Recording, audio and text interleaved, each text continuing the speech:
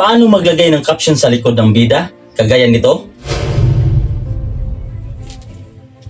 Sa nag-request nito at sa mga hindi pa nakakalam kung paano ito na ginagawa, tara, ituturo ko sa inyo. Let's go! Open CapCut, New Project, click. I-click ang video nating edit mga kadong, then add, click.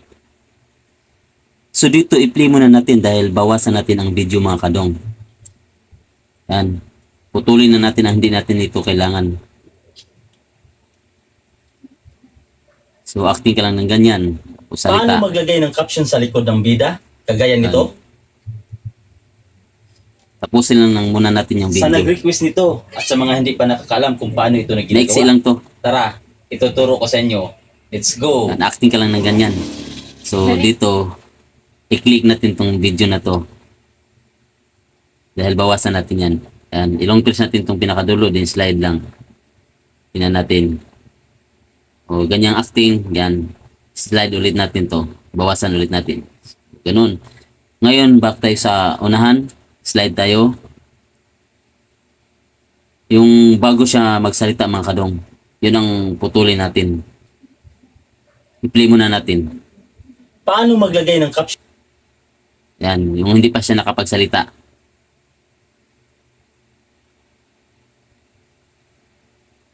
So dito, ngayon split natin, i-click natin itong split. Ngayon itong pinagputulan, i-click natin din, delete na natin yan. Yan. So play ulit natin. Paano maglagay ng caption sa likod ng bida? Kagaya nito? O, di ba? Hindi na masyadong mahaba yung bago siya magsalita. So ganong acting lang mga kadong. Pagkatapos nito, i-export na natin agad. Yan. Export na natin.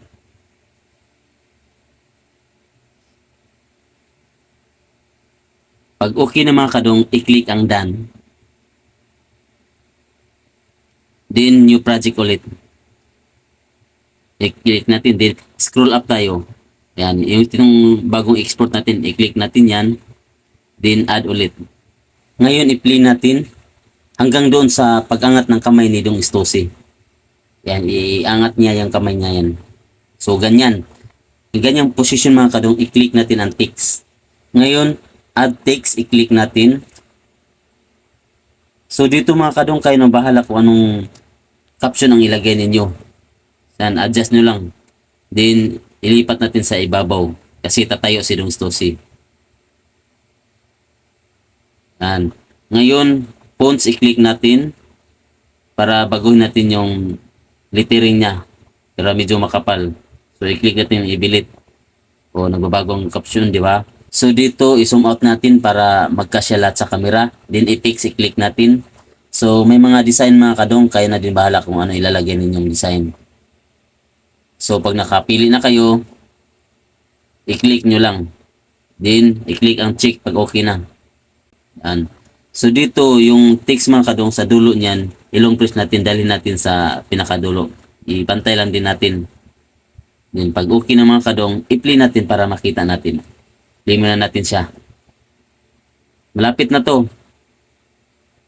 So, ganong position, di ba? Then pagtayo niya, napansin niyo nasa harap pa. Nasa harap yung lettering, yung caption. Ngayon, ilalagay natin yan sa likod. Ang gagawin natin mga kadong, i-export muna natin ulit siya. Ilagay natin sa likod siya.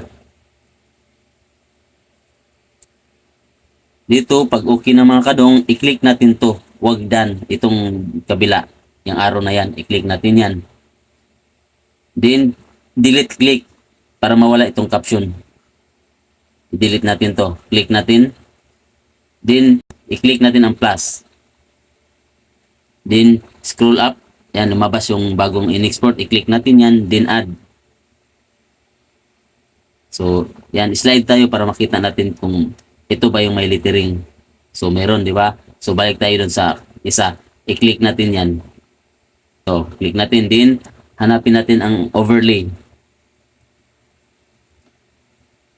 I-click natin. So, dito mga kadong, hanapin natin ang remove BG.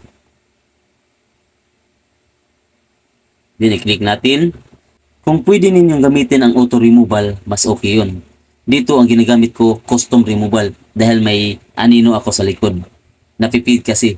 So dito, i-click ko yung brush, quick brush. Di-incident ko lang yung tao. Yan, pag okay na, i-click natin ang check. Hindi ko ginagamit ang auto removal dito dahil may anino ako. Hindi masyadong malinis ang pagka-delete ng remove background. So ang ginagamit ko, custom removal. Ngayon, i-play natin ang kinalabasan.